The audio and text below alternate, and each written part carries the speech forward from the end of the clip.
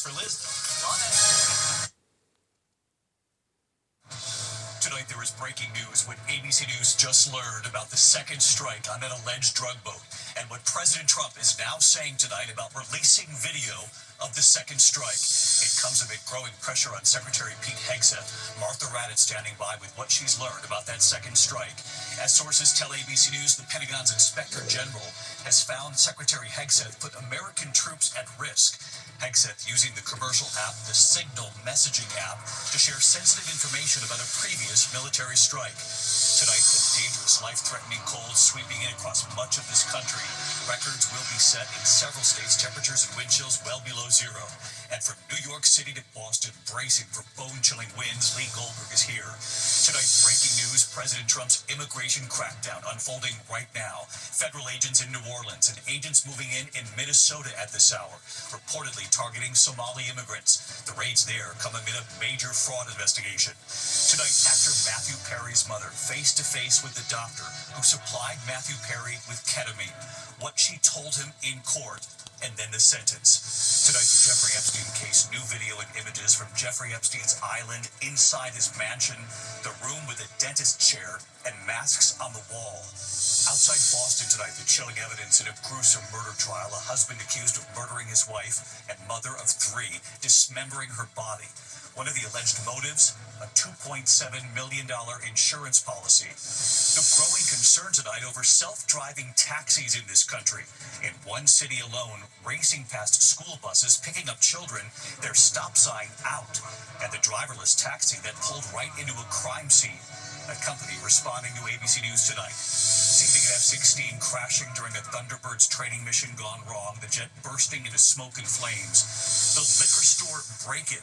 Bottles smashed on the floor. The suspect, a raccoon found drunk at the scene. Yes, a raccoon. And America Strong tonight, we remember the movie National Lampoon's Christmas Vacation, that scene with the Christmas lights. You're not going to believe our story tonight. From ABC News World Headquarters in New York, this is World News Tonight with David Muir. Good evening. We begin tonight here with breaking news. What ABC News has just learned tonight about that second deadly strike on that alleged drug boat from Venezuela. And President Trump tonight and what he's now saying about releasing video of the second strike. It comes amid growing scrutiny surrounding Defense Secretary Pete Hegseth.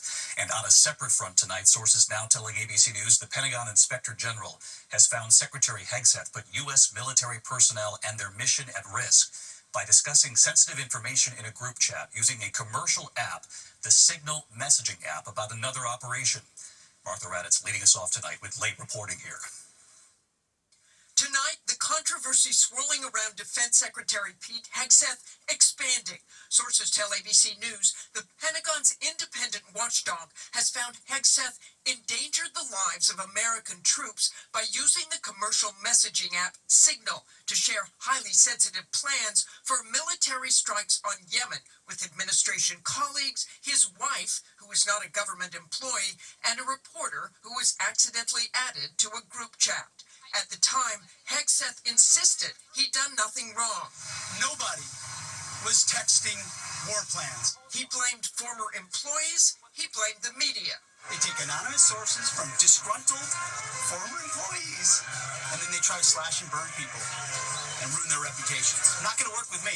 But the Pentagon Inspector General's new report has, according to sources, determined that if the information Hegseth shared on Signal had fallen into enemy hands, American troops could have been in danger, and that it should not have been sent on the unsecure messaging app. According to sources, Hegseth refused to sit down with the Inspector General, instead providing a statement saying he'd acted within his rights because he has the power to classify and declassify information. Today, a Pentagon spokesman called the report a total exoneration, and the White House said President Trump stands behind Secretary Hegseth. But the report is the latest blow to the embattled secretary, who has spent days trying to explain this September attack on a suspected drug boat off the coast of Venezuela. After this first strike, a second missile was fired, reportedly targeting 2 survivors. International law prohibits killing enemy combatants who no longer pose a threat. The day after the attack, Hegseth said he watched it happen. I watched it live. We knew exactly who was in that boat. We knew exactly what they were doing. Now he claims he only watched the first strike. I did not personally see survivors, but I stand, because the thing was on fire. It was exploded and fire and smoke. You can't see anything. You got digital. This is called the fog of war. The secretary insists he wasn't the one who ordered the second strike, instead pointing the finger at the mission's commander, Admiral Mitch Bradley. Tonight, ABC's Selena Wang asking President Trump if he will release the video of the second strike. Will you release video of that strike so that the American people can see for themselves what happened? I don't know what they have, but whatever they have, we'd certainly release. No problem. So we've seen the video of the first strike, but that second strike video that the president said would be released will be key. And tonight, new information. According to a source familiar with the incident, the two survivors climbed back onto the boat after the initial strike. They were believed to be potentially in communication with others and salvaging some of the drugs. Because of that, it was determined they were still in the fight and valid targets. A JAG officer was also giving legal advice. So again, David, that video will be key, and Admiral Bradley will be on the Hill tomorrow behind closed doors. Behind closed doors, Martha Raddatz leading us off tonight. Martha, thank you. Meantime, tonight, the dangerous and life-threatening cold sweeping in across much of the U.S. tonight. Records will be set in several states. Temperatures and wind chills well below zero. And from New York City to Boston, millions now bracing for bone-chilling winds. Lee Goldberg standing by with the forecast, and Alex Perez with the images coming in tonight. Tonight, millions bracing for bone-chilling cold after that powerful nor'easter turned roads to ice rinks all over the Northeast. It's a slip and slide. Just north of New York City, an out-of-control plow truck slamming a car into the back of a school bus in Monroe, New York. Thankfully, no one was hurt. On Interstate 71 in Cincinnati, watch as these cars fishtail and crash on black ice, other vehicles slowing down just in time. Outside Boston and Seekonk, Massachusetts, this cruiser mangled after hydroplaning and flipping several times. The officer inside was injured. In Nashua, New Hampshire, Marcus Gordon says even his four-wheel drive was no match for the slick roads. The roads were already wet, and then the snow just came up on top of it, so you can't really see the black ice. And now the coldest air of the season moving in, icy conditions sure to be a problem in the days ahead. And David, here in Minneapolis, the temperature is tumbling. By tomorrow morning, the actual temperature will be 4 below zero, and it will feel like 15 below zero. David? We knew it had to come. Alex Perez. Alex, thank you. Let's get right to Chief Meteorologist Lee Goldberg from WABC here in New York. Hey, Lee. Hey, David, December just not messing around. The coldest air of the season is pouring into the upper Midwest tonight. We'll wake up to sub-zero temperatures in Minneapolis and Sioux Falls, maybe a record in Des Moines. By Friday, that record cold is pushing into the east, which could bring snow showers tomorrow into the northeast. It'll be in the teens in New York and into Philly, and probably feel like it's zero in Boston. We can see those winds that'll be gusting 35, 40 miles an hour, then calm down on Friday with sub-zero wind chills in northern New England. Then as we look at the south, it's a new storm, heavy rain from Houston to New Orleans. David? Lee Goldberg with us tonight on the forecast. Lee, we appreciate it. We turn now to this new turn in the Jeffrey Epstein case. Rare video and images right here tonight from Jeffrey Epstein's island. Inside his mansion, the room with a dentist chair and masks on the wall. You'll remember President Trump signed that bill into law, 30 days to release the files, with 2 weeks now left. Here's our chief investigative correspondent, Aaron Katursky. Tonight, a rare look at Jeffrey Epstein's private Caribbean island, where he allegedly exploited dozens of young women and girls. Video of the secluded hideaway shows the grounds, the pool, the view, along with interior images of a bedroom and bathroom, and a room with a dental chair and face masks of men tacked to the wall. House Democrats releasing these images today as they pressure the Trump administration to release all of the Epstein files, joining a chorus of Epstein's accusers. We're ready for the next step, and we're ready to finally release the files. All the files. Congress passed, and President Trump signed a law requiring the Justice Department to release the records within 30 days. There are just 2 weeks left. But tonight, a potential obstacle. An attorney for Epstein's co-conspirator, Ghislaine Maxwell, said today she'll soon file a petition challenging her sex trafficking conviction. Maxwell is expected to file her petition at this courthouse, David, and the Justice Department could try to use it as a reason to withhold certain files in the event Maxwell is granted a new trial. However unlikely that may be. David? Aaron Katursky with us again tonight. Aaron, thank you. There are also breaking developments involving President Trump's immigration crackdown now unfolding in two parts of the country tonight. Federal agents now in New Orleans and agents moving into Minnesota at this hour, reportedly targeting Somali immigrants. The raids there come amid a major fraud investigation involving members of the Somali community. Here's Barry Bruce. Tonight, the Trump administration expanding its deportation efforts. Federal agents now hitting the streets of New Orleans. And in Minnesota, ICE now targeting the Somali community as the president doubles down on his attacks. That beautiful land, that beautiful state, it's a hellhole right now. And the Somalians should be out of here. They've destroyed our country. And all they do is complain, complain, complain. The president calling Somali immigrants, quote, garbage. We're going to go the wrong way if we keep taking in garbage into our country. It comes as House Republicans launch an investigation into widespread COVID-era fraud involving some members of Minnesota's large Somali community. The New York Times reports 59 people have been convicted in schemes involving more than $1 billion in stolen taxpayer money that was supposed to go to children and other social services. President Trump seizing on this story as he widens his immigration crackdown. But Minneapolis Mayor Jacob Frey defending the Somali community. He's wrong, and we want them here. Somali people have been an extraordinary benefit. And again, David, tonight we are told that ICE operations are now underway in Minnesota. Sources describe this as a targeted enforcement operation going after immigrants with final deportation orders. David? Mary Bruce with us tonight as well. Thanks, Mary. Now to the Matthew Perry case, an emotional moment in court in Los Angeles today. The actor's mother face-to-face with the doctor who supplied Matthew Perry with ketamine. What she told him in court, and then the sentence. Here's Trevor Ault. Tonight, the doctor who sold ketamine to Friends star Matthew Perry leading up to his overdose death was face-to-face with the actor's family as they described their heartache. Dr. Salvador Plasencia, sentenced to 30 months in prison for selling dozens of vials of ketamine to Perry in exchange for tens of thousands of dollars. Plasencia cried and nodded in agreement as Perry's family accused him of betraying his Hippocratic oath. Perry's sister saying, instead of protecting him, you exploited him. And his mother standing before Plasencia saying, I just want you to see his mother. This is his mother. In a statement, the family says no one alive and in touch with the world at all could have been unaware of Matthew's struggles, pointing to that cruel text Plasencia sent to another doctor supplying the ketamine. I wonder how much this moron will pay. Let's find out. Perry had been candid about his years-long battle with addiction, opening up to our Diane Sawyer a year before his death. Your disease is just outside, just doing one-arm push-ups, just waiting for you, waiting to get you alone.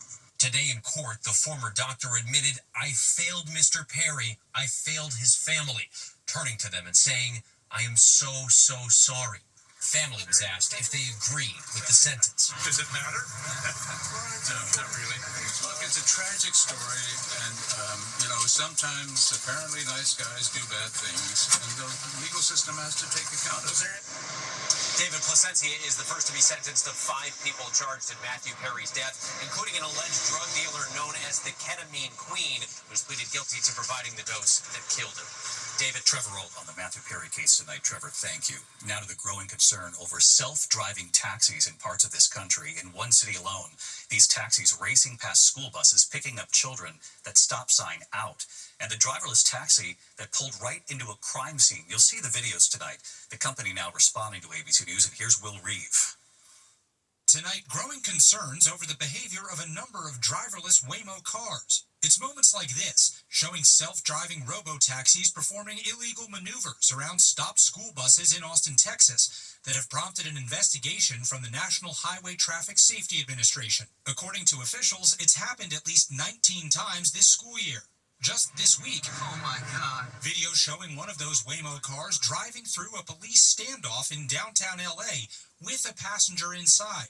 Waymo is owned by Google's parent company, Alphabet, and tells ABC News that one of their vehicles did encounter a street blocked by police, calling it a learning experience. This car is just going in circles. The service, growing in popularity, has been caught on camera trapping drivers inside, blocking streetcars, prompting renewed concerns over safety. The company says compared to an average human driver over the same distance, their cars had 91% fewer serious injury or worse crashes. Tonight, the company Waymo defending its driverless taxis to ABC News. I don't think people should expect perfection. What's really important, though, is that we're learning from all the different scenarios that we encounter. Waymo is already on roads in cities nationwide, including having a small presence here in New York City, and the company says they will now expand their capability to highways and interstates in Phoenix, LA, and San Francisco, David. But it is concerning, especially when you see those school buses, Will. Thanks so much. When we come back here tonight, an F-16 crashing during a Thunderbirds training mission gone wrong. That jet bursting into smoke and flames, what we've learned tonight. Also, an escaped inmate knocking on front doors. Doorbell cameras capturing this. You'll remember he had escaped in hospital pants. Authorities then moving in. You'll see it in a moment here. And that liquor store break-in making a lot of headlines today. Bottles smashed on the floor. The suspect found drunk at the scene. Take a very close look at this picture in a moment. Tonight, an F-16 crashing during a Thunderbirds training mission gone wrong in Central California. The jet bursting into flames in the Mojave Desert. The pilot ejecting, seen parachuting to the ground. That pilot is in stable condition tonight. The investigation is underway. Outside Boston, chilling evidence in a gruesome murder trial. Brian Walsh accused of murdering his wife, a mother of three, dismembering her body. In court today, a crime lab specialist walking jurors through at least 10 bags of evidence. Prosecutors say these are the bags that Walsh dumped after killing his wife on New Year's Day in 2023. One of the alleged motives, a $2.7 million insurance policy. Nearly 3 years later, the body of Anna Walsh still has not been found. An escaped inmate back behind bars tonight, caught after knocking on doors near Atlanta. Take a look. Authorities say they captured Timothy Shane in Covington, just east of Atlanta. He was seen on a doorbell camera at the front door of this home right here. Police say he had stolen multiple cars and called an Uber while on the run. When we come back here tonight, the major cheese recall to share with you. Also, tributes pouring in for a former basketball star tonight. And then that drunk suspect found at a liquor store. You've got to see the video. Mix of other news tonight, a major recall. More than 250,000 cases of shredded cheese products sold at major retailers, including Aldi, Target, and Walmart. Sold in 31 states and Puerto Rico under different brands. Great Lakes Cheese Company says that cheese may contain metal fragments. We have much more on our website for you tonight. We do have a passing to note. Basketball star Eldon Campbell has died, a standout in college. He went on to play 15 seasons in the NBA. Known for his effortless style on the court, in 1990, he set the record for the most career points at Clemson, a record that still stands tonight. Eldon Campbell was just 57. Tonight, that drunk suspect caught in a liquor store getting a lot of attention. Authorities in Ashland, Virginia, catching the suspect.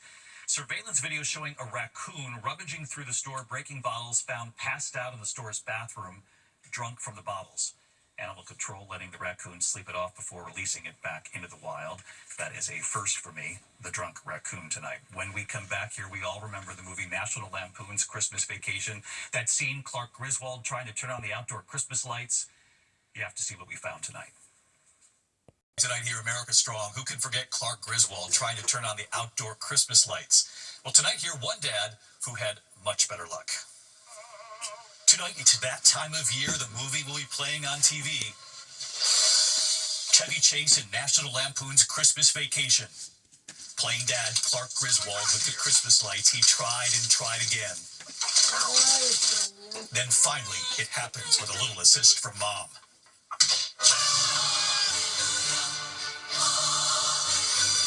In Lancaster, Pennsylvania tonight, you're not going to believe this. The Lewis family, Dad Noah, putting up the lights all day. They kept the children inside, blinds down, and just watch their reaction. 1, 2, 3.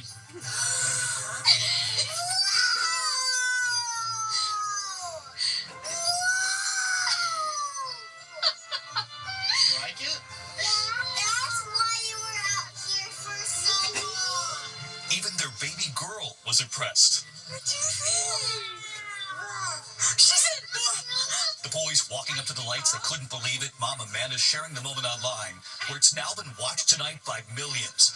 And right here tonight, Hey, David, so I'm going to be turning the lights on here. Dad, Mom, the children, they wanted to turn the lights on for us. all right, you boys ready? Oh, here we go.